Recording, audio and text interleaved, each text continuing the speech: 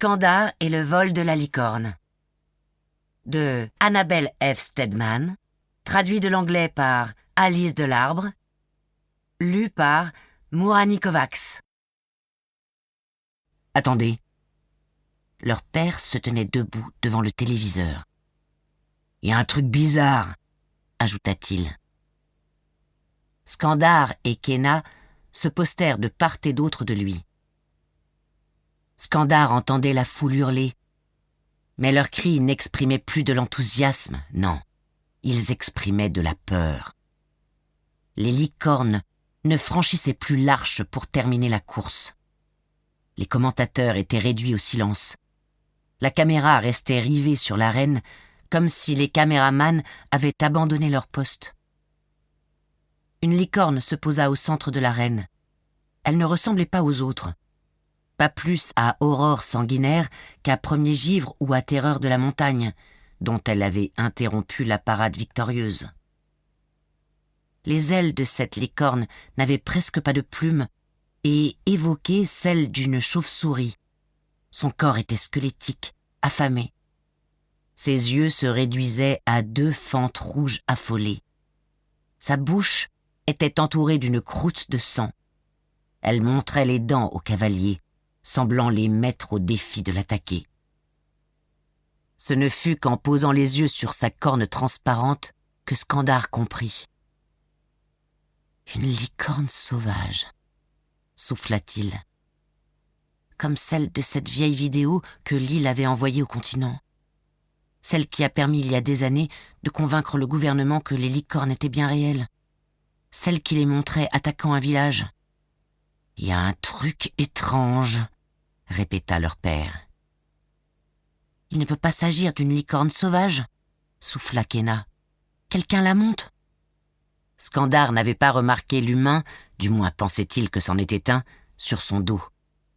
Le cavalier était dissimulé par une immense cape noire dont les pans battaient au vent et dont l'extrémité était usée et déchirée.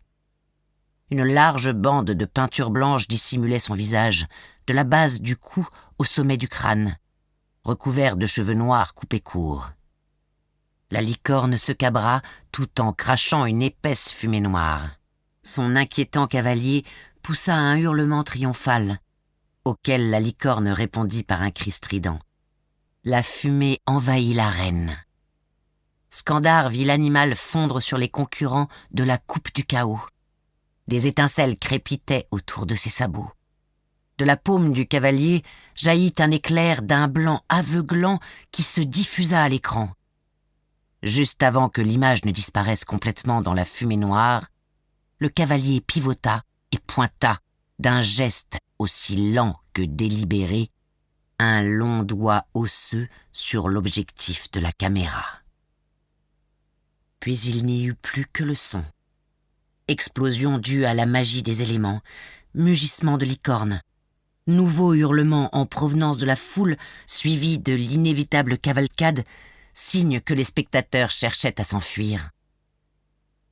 La caméra réussit à saisir des éclats de voix paniqués et Skandar isola un mot, répété en boucle. « L'arachné ».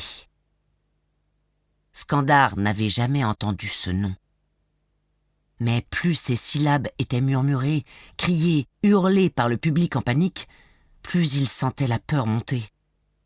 Il se tourna vers son père, qui continuait à fixer avec incrédulité les tourbillons de fumée noire sur l'écran. Kenna fut plus rapide que Skandar. « Papa » demanda-t-elle tout bas. « C'est qui l'arachné » Il agita la main. « Chut, il y a un truc étrange !» La fumée se dissipait peu à peu. Une silhouette agenouillée sur le sable sanglotait à moitié. La championne portait toujours son armure et on pouvait lire McGrath en bleu sur son dos. Elle était entourée des autres concurrents. Les gémissements d'Aspen résonnaient dans l'arène. « Pitié! Ramenez-la moi, pitié !» Federico Jones, qui avait oublié l'intensité de la course, réussit à la relever, mais elle continuait à s'époumoner. « L'arachné l'a emmenée! Elle est partie! Elle a gagné et l'arachné !» Aspen s'étrangla, ses larmes laissant des traînées sur son visage sale. Une voix sévère claqua subitement tel un coup de fouet. « Coupez ces caméras, immédiatement! Le continent ne doit pas voir ces images. Coupez-les tout de suite !» Les licornes se mirent à pousser leurs mugissements assourdissants. Leurs cavaliers sautèrent en selle pour tenter de les calmer, tandis qu'elles se cabraient, la bouche écumante. Elles n'avaient jamais paru aussi monstrueuses à Skandar. Il ne restait plus qu'un seul des 25 concurrents sur le sable de l'arène, la magneuse d'eau qui avait remporté la compétition, Aspen McGrath. Sa licorne, premier givre, était introuvable. « C'est qui ça, l'arachné ?» insista Kenna. Personne ne lui répondit.